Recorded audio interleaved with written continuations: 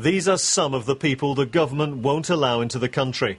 Among them, Pastor Fred Phelps and his daughter Shirley Phelps Roper, for fostering hatred which might lead to inter-community violence, principally against homosexuals, as in this protest against gays in the military, picketing the funeral of soldiers killed in action, and this sermon filmed by the BBC. Same-sex marriage is the ultimate smash-mouth, in-your-face insult to God Almighty. There's also former Palestinian Liberation Front member Samir al-Kuntar, accused of seeking to foment, justify or glorify terrorist violence. He was convicted of an attack in 1979 in which 5 Israelis were killed, and he spent nearly 30 years in prison.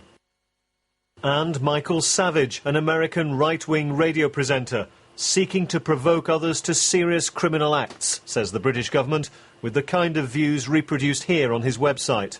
We have a choice in this country as to who we want to welcome here and who not, and it's a privilege to come here, and if people can't live up to the sorts of standards that we would expect, I think it's right that we, as we have done, exclude them from the country.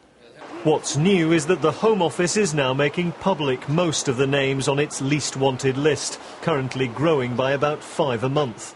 What officials here can't say is just how many of the people they've banned were even planning to come to the UK in the first place.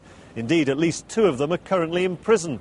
That's why opponents have called this a gimmick and an attack on freedom of speech. If they are fomenting terrorist acts, then they are committing a crime and they should be arrested under that law.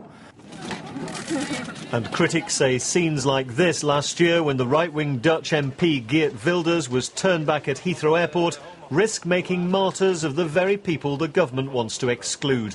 Andy Tighe, BBC News at the Home Office.